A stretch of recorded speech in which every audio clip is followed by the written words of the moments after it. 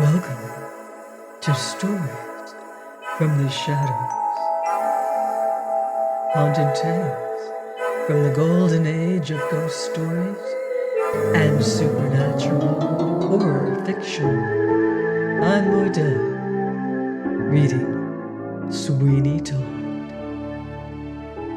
Chapter 13. 1, 2, 3, 4, 5, 6, 7, 8, 9. Yes, it is 9 at last. It strikes by old St. Dunstan's church clock, and in weaker strains the chronometrical machine at the pie shop echoes the sound. What excitement there is to get at the pies when they shall come! Mrs. Lovett lets down the square movable platform that goes on pulleys in the center. Some machinery, which requires only a handle to be turned, brings up 100 pies in a tray. These are eagerly seized by parties who have previously paid, and such a smacking of lips ensues as never was known.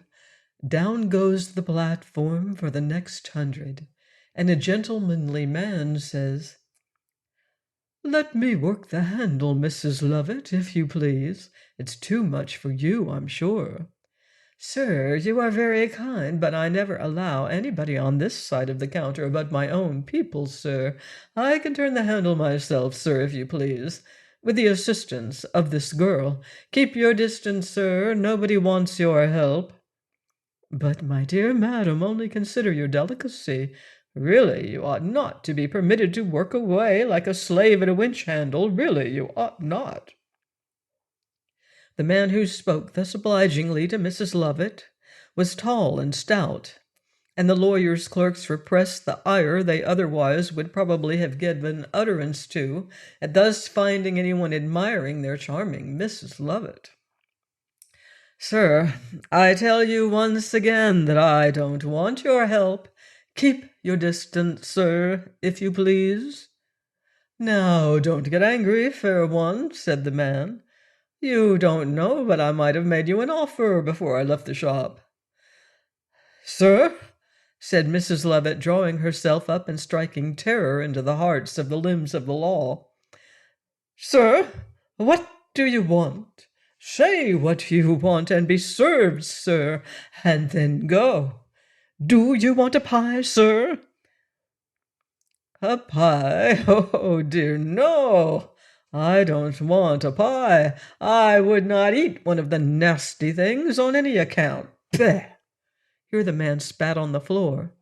"Oh, dear, don't ask me to eat any of your pies." "Shame, shame," said several of the lawyer's clerks. "Will any gentleman who thinks it a shame be so good as to step forward and say so a little closer?" Everybody shrank back upon this, instead of accepting the challenge, and Mrs. Lovett soon saw that she must, despite all the legal chivalry by which she was surrounded, fight her battle herself. With a look of vehement anger she cried, "Beware, sir! I am not to be trifled with. If you carry your jokes too far, you will wish that you had not found your way, sir, into this shop."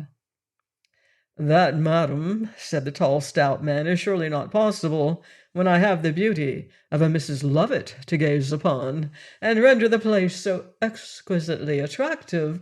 But if you will not permit me to have the pleasure of helping you up with the next batch of pies, which, after all, you may find heavier than you expect, I must leave you to do it yourself."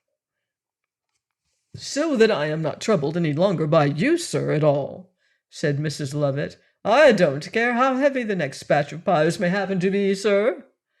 "Very good, madam." "Upon my word," said a small boy, giving the side of his face a violent rub, with the hope of finding a ghost of a whisker there, "it's really too bad." "Huh? Who's that? Let me get at him." "Oh, no, no. Oh, I mean that it's too bad of Mrs. Lovett, my dear sir. Oh, don't." "Oh, very good. I'm satisfied. Now, madam, you see that even your dear friends here from Lincoln's Inn Are you from the inn, small boy? Yes, sir, if you please. Very good. As I was saying, Mrs. Lovett, you must now of necessity perceive that even your friends from the inn feel that your conduct is really too bad, madam. Mrs. Lovett, upon this, was so dreadfully angry that she disdained any reply to the stout impertinent man, but at once she applied herself to the windlass, which worked up the little platform, upon which a whole tray of 100 pies was wont to come up, and began to turn it with what might be called a vengeance. How very strange it was! Sure, the words of the tall, stout, impertinent stranger were prophetic, for never before had Mrs. Lovett found what a job it was to work that handle as upon that night. The axle creaked, and the cords and the pulleys strained and wheezed, but she was a determined woman, and she worked away at it. I told you so, my dear madam, said the stranger. It is more evidently than you can do. Peace, sir.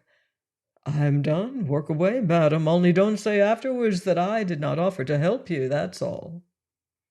Indignation was swelling at the heart of Mrs. Lovett, but she felt that if she wasted her breath upon the impertinent stranger, she would have none for the windlass. So setting her teeth, she fagged at it with a strength and a will that if she had not been in a right royal passion, she could not have brought to bear upon it on any account. There was quite an awful stillness in the shop. All eyes were bent upon Mrs. Lovett and the cavity through which the next batch of those delicious pies was coming. Those who had had the good fortune to get one of the first lot had only their appetites heightened by the luxurious feast they had partaken of, while those who had had as yet none actually licked their lips and snuffled up the delightful aroma from the remains of the first batch. "Two for me, Mrs. Lovett," cried a voice. "One veal for me, 3 porks, 1 pork." The voices grew fast and furious. "Silence!" cried the tall, stout man. "I will engage that everybody shall be fully satisfied, and no one shall leave here without a thorough conviction that his wants in pies has been more than attended to." The platform could be made to stop at any stage of its upward progress by means of a ratchet wheel and a catch, and now Mrs. Lovett paused to take breath. She attributed the unusual difficulty in working the machinery to her own weakness, contingent upon her recent immersion in the Thames. "Sir," she said between her clenched teeth, addressing the man who was such an eyesore to her in the shop. "Sir, I don't know who you are, but I hope to be able to show you, when I have served these gentlemen, that even I am not to be insulted with impunity." "Anything you please, madam," he replied in a small way, "only don't exert yourself too much." Mrs. Lovett flew to the windlass again, and from the manner in which she now worked at it, it was quite clear that when she had her hands free from that job, she fully intended to make good her threats against the tall, stout man. The young beardless scions of the law trembled at the idea of what might happen. And now the tops of the pies appeared. Then they saw the rim of the large tray upon which they were, and then just as the platform itself was level with the floor of the shop, up flew tray and pies as if something had exploded beneath them, and a tall, slim man sprang upon the counter. It was the cook, who, from the cellars beneath, had laid himself as flat as he could beneath the tray of pies, and so had been worked up to the shop by Mrs. Lovett. "Gentlemen," he cried, "I am Mrs. Lovett's cook. The pies are made of human flesh."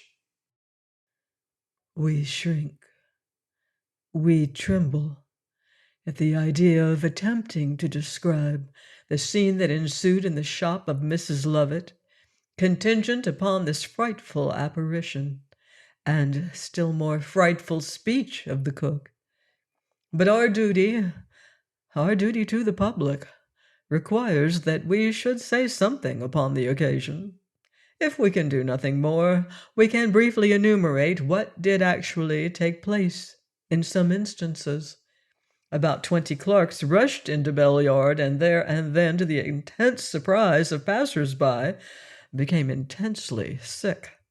The cook with one spring cleared the counter and alighted amongst the customers, and with another spring the tall, impertinent man who had made so many remarks to Mrs. Lovett of an aggravating tendency cleared the counter likewise in the other direction, and alighting close to Mrs. Lovett, he cried, "Madam, you are my prisoner."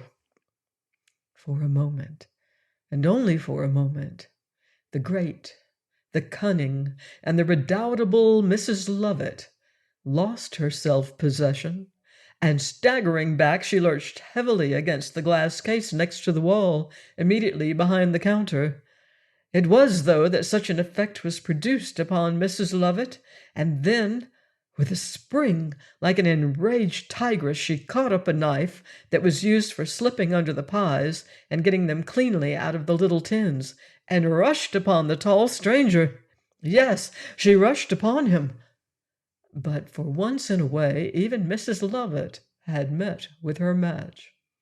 With a dexterity that only long practice in dealings with the more desperate portion of human nature could have taught him, the tall man closed with her and had the knife out of her hand in a moment. He at once threw it right through the window into Bell Yard, and then holding Mrs. Lovett in his arms, he said, "My dear madam, you only distress yourself for nothing. All resistance is perfectly useless. Either I must take you prisoner, or you me, and I decidedly incline to the former alternative." The knife that had been thrown through the window was not without its object, for in a moment afterwards Mr. Cratchit made his appearance in the shop. "All right, Cratchit," said he who had captured Mrs. Lovett. "First clap the bracelets on this lady." "Here you is," said Cratchit. "Lor, mum, I had an eye on you months and months ago. How is you, mum, and your felons, in this here nice evening, "A knife! A knife! Oh, for a knife!" cried Mrs. Lovett. "Exactly, mum," added Cratchit, as he, with professional dexterity, slipped the handcuffs on her wrists. "Would you like one with a ivory handle, mum, or would anything more common do, mum?" "In the cupboard, in the parlor," said Mrs. Lovett. "There is a letter addressed to me by Sir Richard Blunt. It will be worth your while to save it from the mob. Let me show you where to lay your hands upon it, and if you have any wish to take a greater criminal than I, go to the shop of one Sweeney Todd, a barber in Fleet Street. His number is 69. Seize him, for he is the head of all the criminality you can possibly impute to me. Seize him, and I shall be content." "The man you mentioned," said Mr. Green, "has been in Newgate an hour nearly." "Newgate?" "Yes, we took him first, and then attended to you." "Todd captured in Newgate? And I, in fancied security, here remained, wasting the precious moments upon which hung my life? Oh, fool, dulled idiot! A knife! Oh, sirs, I pray you to give me the means of instant death. What can the law do but take my life? What have you all come here and plotted and planned for but to take my life? I will do it. Oh, I pray to you to give me the means, and I will satisfy you and justice and die at once. A knife!" "Well, you're certainly a rum customer," said Cratchit. "A knife, help me! Why, I can't see one. Will a fork do?" "Oh, let's get along with her," Cratchit added. "I have her tight. She won't get away. Make way a little." Mrs. Lovett shrieked as she saw the sea of angry faces before, behind, and on all sides of her. She thought that surely her last hour was come, and that a far more horrible death than any she had ever calculated upon in her worst moments of depression was about to be hers. Her eyes were bloodshot. She bit her under lip through, and the blood poured from her mouth. She, at each moment that she could gather breath to do so, raised a fearful shriek, and the mob shouted and yelled and swayed to and fro, and the links were tossed from hand to hand, flashing and throwing around them thousands of bright sparks, and people rapidly joined the mob. It took a quarter of an hour to reach the coach from the door of Mrs. Lovett's shop, a distance that in 20 steps anyone might have traversed. And oh, what a quarter of an hour of horrible suffering that was to the wretched woman whose crimes had so infuriated the populace that with one voice they called for her death. The coach door was opened, and Cratchit pushed his prisoner in, and she was safely lodged in Newgate. "Now, mum," said Cratchit to Mrs. Lovett, "didn't I say I'd bring her to the old stone jug as safe as ninepence?" She only looked at him vacantly, and then glaring around her with a shudder, she said, "And this is Newgate?" "Just a few," said Cratchit. The governor at this moment made his appearance and began to give orders as to where Mrs. Lovett should be placed. A slight change of color came over her face as she said, "Shall I see Todd?" "Not at present," said the governor. "I should like to see him, to forgive him, for no doubt it is to him that I owe the situation. He has betrayed me." The look which she put on when she uttered the words, "I should like to see him to forgive him," was so truly demonic that it was quite clear, if she did see Todd, that whether she were armed or not, she would fly upon him and try to take his life. And although in that she might fail, there would be very little doubt but that in the process of failure she would inflict upon him some very serious injury.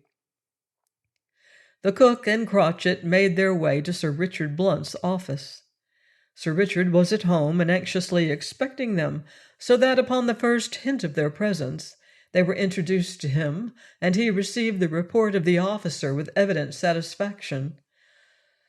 "Thank God," he said, "2 of the greatest malefactors the world ever saw are now in the hands of justice." "Yes," said Cratchit, "they're cotched." In a few moments the magistrate was alone with the cook. From a cupboard in his room, then, Sir Richard Blunt took wine and other refreshments and laid them before the cook, saying, "Refresh yourself, my friend, but for your own sake, as your fare has been but indifferent for some time, I beg you to be sparing." "I will, sir. I owe you much, very much." "You are free now." "I am, sir." "And yet you are very unhappy." The cook started and changed color slightly. He filled for himself a glass of wine, and after drinking it he heaved a sigh as he said, "Sir, I am unhappy. I do not care how soon the world and I part, sir. The hope, the dream of my life has gone from me. All that I lived for, all that I cherished as the brightest expectation of joy in this world, has passed away like a vapor, and left not a rack behind. I am unhappy, and better, far better would it have been for me if Sweeney Todd had taken my life, or if by some subtle poison Mrs. Lovett had shuffled me out of the world. I am unhappy. You already know that I am not exactly what I seem, and that my being in that most abominable woman's employment as a cook was one of those odd freaks of fortune which will at times detract the due order of society and place people in the most extraordinary positions. Exactly. I am, sir, an orphan, and was brought up by an uncle with every expectation that he would be kind and liberal to me as I progressed in years. But he had taken his own course and had made up his mind as to what I was to be. The consequence was, then, that directly he found me very different from what he wished, He was very angry indeed, and then I put the finishing stroke to his displeasure. By committing the greatest crime that in his eyes I could commit, I fell in love. But he said, "You must give up all love nonsense if you wish to preserve my favor," and then he turned me out of the room. "And what did you do? Did you give up your love?" "No, sir. If he had asked me to give up my life, that would have been much easier for me.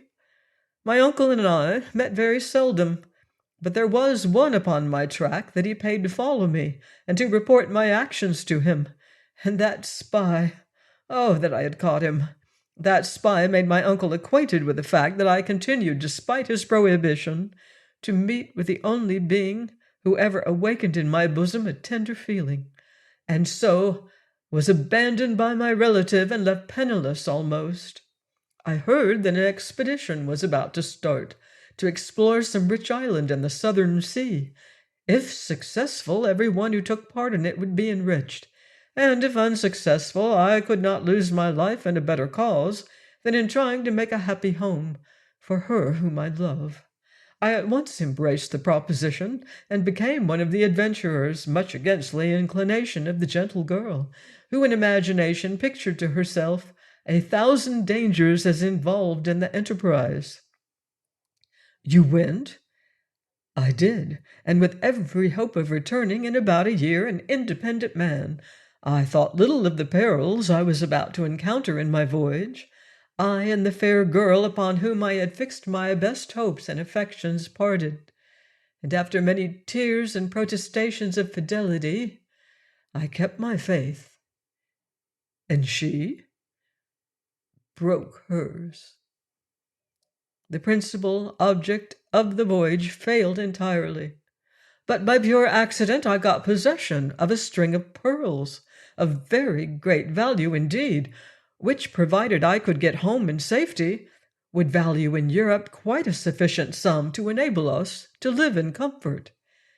But the dangers of the deep assailed us. We were wrecked, and fully believing that I should not survive, I handed the pearls to a stronger comrade and begged him to take them to her whom I had loved, to tell her my fate, and to bid her not weep for me, since I had died happy in the thought that I had achieved something for her. And so my friend and I parted. I was preserved and got on board a merchant vessel bound for England, where I arrived absolutely penniless. But I had a heart full of hope and joy, for if I could but find my poor girl faithful to me, I felt that we might yet be happy, whether my comrade had lived to bring her the pearls or not. I walked from Southampton to London, subsisting on the road as best I could. At length I reached London, tolerably exhausted, as you may suppose, and in anything but a good plight. "Well, but you found your girl all right, I suppose?" "No, I walked up the Strand, and as some of our happiest interviews had taken place in the Temple Gardens, I could not resist turning aside for a moment to look at the old familiar spot, when what do you think was the sight that met my eyes? I really can't say. The first object that met my eyes in that Temple Gardens was the being whom I loved, so fondly leaning upon the arm of a man in military undress. Leaning, did I say, upon his arm? She was almost upon his breast. He was actually supporting her with one of his arms around her waist.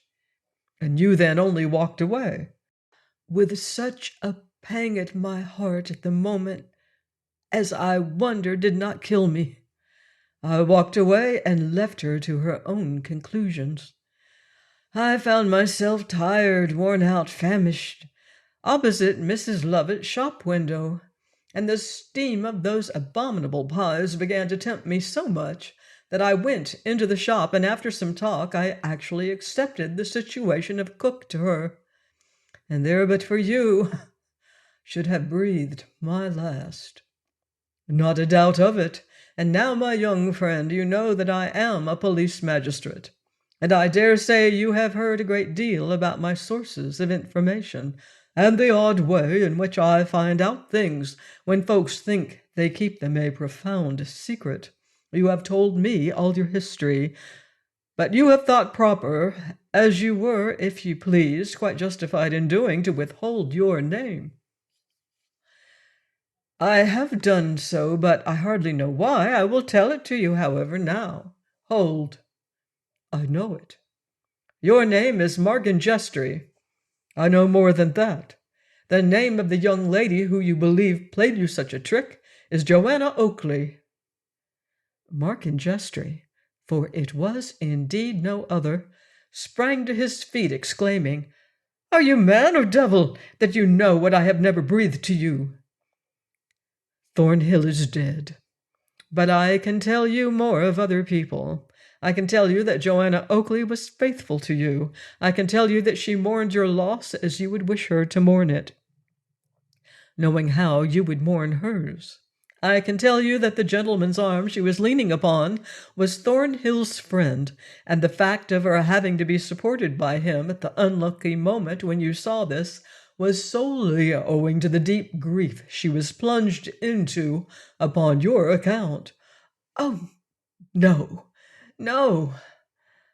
I say yes, it was so, Mr. Injustry, and if you had at that moment stepped forward, you would have saved yourself much misery, and you would have saved her such heartbreaking thoughts and such danger as it will frighten you to listen to.